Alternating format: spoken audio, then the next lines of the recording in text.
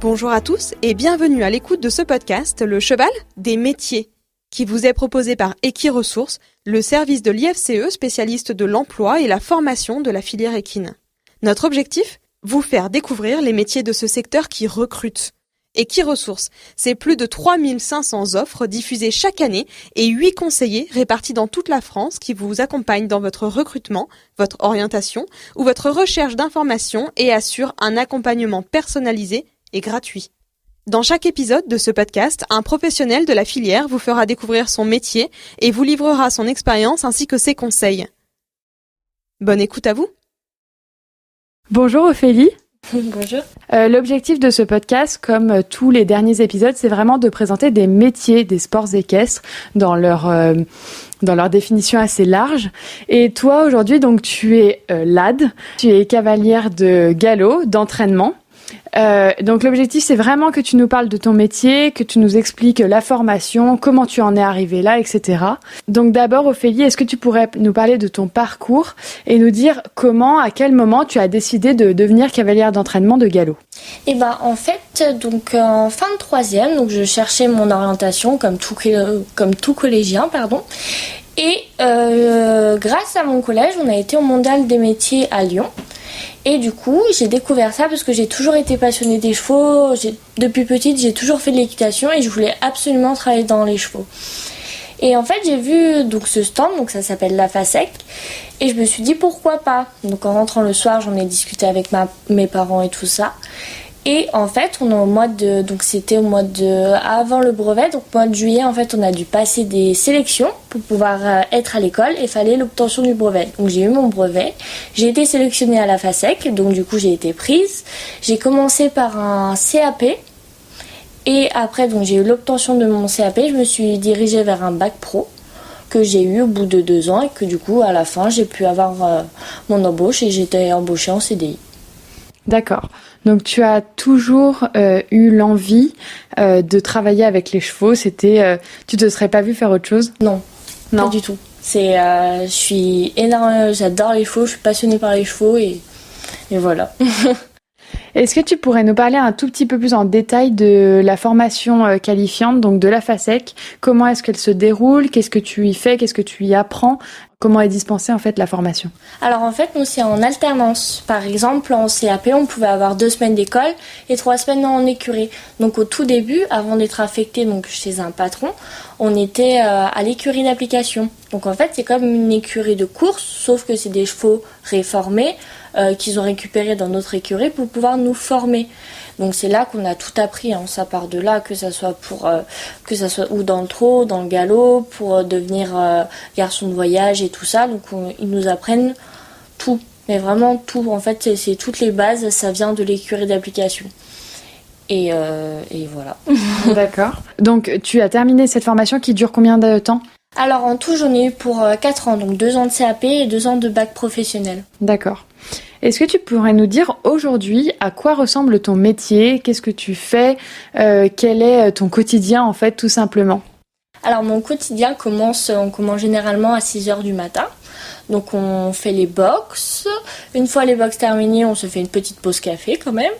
Et après, nous en fait, on travaille essentiellement le matin. Parce que l'après-midi, il y a souvent les courses. Donc du coup, des fois, je vais souvent aux courses et tout ça. Donc du coup, l'après-midi, il faut que ça soit libre. En fait, on revient le soir de 16h45 jusqu'à 18h pour faire l'écurie du soir. Le matin, donc en fait, mon écurie, c'est une écurie de plats et d'obstacles. Donc du coup, souvent, par exemple, le mercredi et le samedi, on va sauter. Le mardi et le vendredi ou le samedi, on peut travailler les chevaux. Ça se passe donc en fait sous forme de lot. Donc on peut avoir entre 4 et 5 lots. Et chaque lot, en fait, c'est généralement, des fois on peut faire un lot des chevaux d'obstacles, des chevaux de plat ou des chevaux par exemple qui viennent d'arriver ou qui ont couru. Donc on adapte forcément du coup l'entraînement aux chevaux qui dans le lot quoi. Est-ce que je suis un peu curieuse du coup, est-ce que tu peux m'expliquer pourquoi vous allez aux courses en fait l'après-midi ? Qu'est-ce que vous y faites ? Qu'est-ce que vous y apprenez ? Vous observez, j'imagine, du coup les chevaux ? En fait, on va aux courses généralement, par exemple, je vais te parler par exemple d'un poulain qui peut débuter, donc dans 2 ans. en fait, on l'a entraîné, donc on l'a préparé le matin, et en fait, on veut voir ce que ça donne vraiment l'après-midi.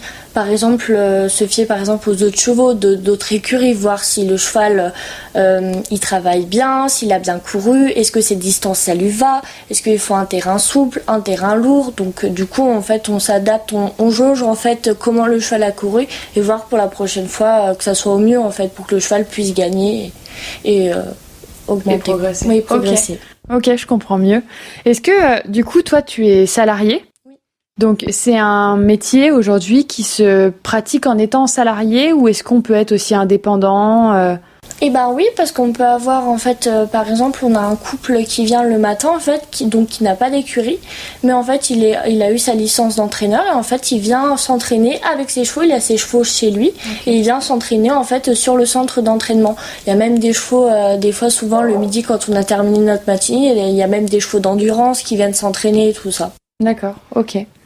Est-ce que d'après toi aujourd'hui, le métier de cavalier d'entraînement de galop, c'est un métier qui recrute ? Est-ce que tu penses qu'il est aujourd'hui facile de trouver un emploi après la formation ? Ah oui, franchement, moi j'ai embauché chez mon maître d'apprentissage tout de suite quoi, à mes 18 ans, j'ai eu mon CDI, donc oui, c'est hyper facile. Puis par exemple, le patron voit que tu es motivé, que tu veux travailler, il n'y a pas de CV, ça marche pas comme ça. C'est si tu es motivé, on fait une matinée d'essai, puis si ça se passe bien, on continue. Là, pour replacer un peu dans son contexte, donc on est à la FASEC. Vous étiez combien en formation, juste par curiosité, pour savoir à peu près Par classe, à peu près, on était une petite dizaine. D'accord. Ouais. En CAP, je veux dire, et en bac pro, on était entre 15 et 20 élèves à peu près. Et donc, vous avez majoritairement été tous embauchés à la suite de cette formation ? Oui. Ah oui. D'accord. Est-ce que tu pourrais nous dire, Ophélie, quels sont d'après toi les avantages et les inconvénients de ce métier ? Qu'est-ce qui te plaît plus que tout ? Et quelles sont les petites choses dont tu pourrais te passer, disons ? Alors les avantages, c'est forcément travailler avec les chevaux, travailler à l'air libre et c'est pas, en fait, moi je qualifierais pas mon travail, c'est pas un travail pour moi, c'est une passion. Donc en fait, je me lève tous les matins, je vais faire ce que j'aime. Pour moi, il y a pas de, si peut-être des petits inconvénients, par exemple le temps quand il pleut, qu'il pleuve ou qu'il vente ou qu'il neige, on sort les chevaux, donc puisqu'on doit faire notre travail. Donc j'irais plus ça l'inconvénient, mais sinon oui, des avantages, c'est ça quoi. Quelles sont d'après toi les qualités nécessaires pour faire ce métier ? Et du coup, ça va un tout petit peu avec la dernière question, c'est de savoir quel est le conseil que toi tu pourrais donner aux jeunes qui voudraient se lancer et qui voudraient faire un peu le même métier que toi ? Eh la motivation, je dirais. Être motivé, savoir... Après, je sais que c'est un métier très dur, c'est pas évident. Mais si tu es motivé, tu peux y arriver. Tout le monde peut y arriver. C'est la passion qui prend le dessus, en fait. C'est sûr, c'est pas compliqué parce que c'est quand même des chevaux qui sont plus sanguins par rapport à l'équitation classique. Donc, c'est pas évident de les comprendre au début. Mais après, une fois qu'on a compris le truc, ça va tout seul, quoi. Puis si t'es motivé et tu montres que tu en veux vraiment, tu vas y arriver. Tout le monde peut y arriver. Et enfin, pour terminer, moi, ce qui m'intéresse de savoir aussi, Ophélie, c'est de savoir comment est-ce que tu te vois dans ce métier à court terme, dans 5 ans, disons, et puis dans 10, 15 ans. Comment est-ce que toi, tu te projettes ? Quelles sont tes envies pour la suite ? Mes envies pour la suite, c'est déjà d'essayer de progresser, parce qu'on progresse tous les jours. Moi, c'est vrai que je suis cavalier d'entraînement, je suis garçon de voyage, des fois je vais aux courses et tout ça. Donc oui, j'aimerais bien plus tard, oui, pourquoi pas monter mon entreprise et être moi-même, devenir entraîneur de chevaux de course, oui, ça serait bien. Garçon de voyage, tu peux nous dire un peu ce que c'est ? Alors, garçon de voyage, c'est ceux qui vont aux courses. D'accord. Donc en fait, dans l'écurie, on a le patron, on a le premier garçon. Donc le premier garçon, c'est celui qui dirige l'écurie, en fait, qui aide en fait le patron. Après, donc il y a les salariés et après il y a les garçons de voyage. Donc les garçons de voyage, ils sont cavaliers d'entraînement, mais aussi ils vont aux courses. D'accord. Donc on les voit plus souvent aux courses que le matin à cheval. Hein. Mais ils peuvent aller à Auteuil, ils peuvent aller à Compiègne, un peu de partout en France, quoi. Ok. Donc c'est pour ça. Et leur rôle à eux, c'est d'accompagner les chevaux aux courses. Ok. Que tout se passe bien pour que le cheval soit beau, qu'il soit calme, que tout va bien en fait pour que le cheval court au mieux et qu'il fasse le meilleur résultat possible. Et finalement, toutes ces personnes-là travaillent ensemble dans un but commun. C'est ça. C'est tout à fait ça. Merci beaucoup Ophélie pour avoir répondu aux questions d'Equiresources. Si tu veux ajouter quoi que ce soit, il n'y a pas de souci. De rien, c'est avec plaisir. Merci beaucoup et puis je te souhaite une bonne continuation. Merci. Pour compléter les propos de notre invitée, nous sommes partis à la rencontre de Céline Saillet, conseillère emploi et formation chez Equiresources. Alors, ne bougez pas, nous donnons la place au mot du conseiller Equiresources. Pas de doute, pour devenir cavalier d'entraînement, il faut se tourner vers le CAP agricole LAD Cavalier d'entraînement.